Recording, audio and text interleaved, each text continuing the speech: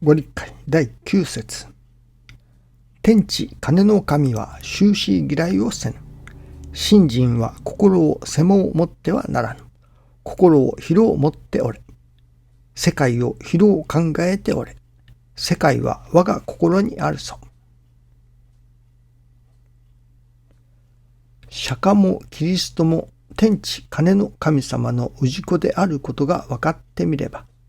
心を広を持ち、世界は我が心にありの気概を持って信心の稽古をさせてもらう心の姿勢が必要であります。その願いの第一は心願成就であります。天地金の神様の願いが地上になることです。私どもの身の上にかけられる神の願いが成就することをもって神の願いとされるのです。ここに初めて神も助かり氏子も立ち行くおかげの権限とはなるのです。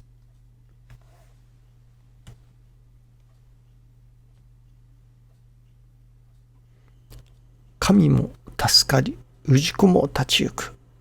とあります。神様も助かってくださる。人間氏子も立ち行く。人間の氏子の助かりが神様の助かりでもあると教えてくださいます。神様の願いが成就する。それは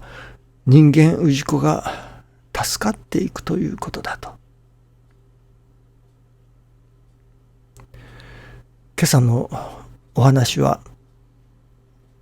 師匠大坪宗一郎氏のお話の全く何と言いますか受け売りの話になります。それは昨日研修をいただいておりましたら、昭和53年4月28日でしたか、畜養会の時の中でお話しされておることでしたけれども、ああなるほどそういうことかと私の心に大変止まりましたので、そのことをお話しさせていただきたいと思います。それは師匠がこういうことをおっしゃっておられました。おかげをいただくということ、それがおかげをいただくという底止まりであってはならないと。もしおかげをいただく、例えば難儀なら難儀をする、そして神様にお願いをする、信心をする、それでおかげをいただく、それが底止まりであったのでは、あまり値打ちがないのだと。昨日ではありませんけれども、困った時の神頼み、困ったことを神様にお願いしてそこから助けてもらう。それは確かにそれで大切なことですけれども、そこで止まったのでは信心するものとしてもったいないと。それは例えば病気といたしましょうか。病気なら病気をする。そしてある人は病院の先生からも手を挙げられる、見放される。そうなって神様にお願いして治していただくということもありますけれども、そういうことがいつもかつもあるわけではありませんね。風邪をひく、ちょっとお腹が痛い、そういう時にでもやはり神様にお願いをいたします。それで神様でもおかげをいただくかどうかわからない、とりあえず病院に行ってみようといったようなことにもなります。それで病院に行って病気が治る。それは例えば法律的なことで弁護士さんに相談してうまくいくとか、そういうこともありましょうけれども、それと信心しておかげをいただくということの違いですね。ただ病気をして病気を治してもらうというだけならば、お医者さんにかかってそして病院で病気を治してもらう。それとあまり変わらないではないかということなのですね。ただ病気が治る、ただおかげをいただくということならば、それはどこどこの弁護士さんに頼んでうまくしてもらう、どこどこのその名医と言われる先生にかかって病気を治してもらう、それと同じだと、それではないのだと。信心して病気を治すというようなおかげをいただくということは、そのただ単におかげをいただくということにとどまらずに、力を受けるということなのだと。その問題なら問題が、おかげをいただいた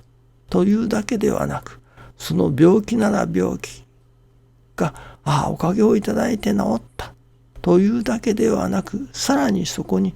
信心の力をいただく。それが信心だと。そしてそのどうあったら、どうしたらその信心の力をいただくことができるか、それをいろいろな角度から説いているのが愛楽理念だと。いわば愛楽理念はある意味おかげをいただくための理念ではないのですね。力をいただくための理念だと、また言い換えてもいいのかもしれませんね。愛楽理念は助かりの理念。その助かりというのは、ただ単におかげをいただくのではなく、それ以上におかげをいただきたいなら病院に行けばいい、弁護士さんに頼めばいいということでなのですね。それ以上に信心の力をいただくところがここなのだと。そしてその力を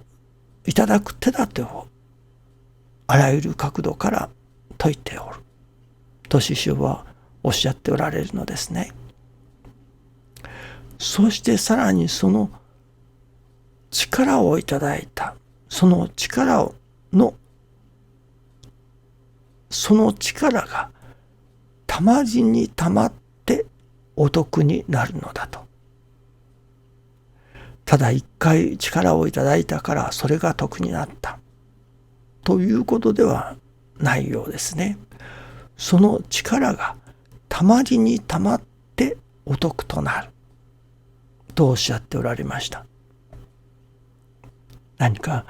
信心の道程というものを一つ明らかにしていただいたような感じがいたします。そしてまたおかげをいただくということが、ただ病院で病気を治すということとの違いを明らかにしてくださった。それは愛楽理念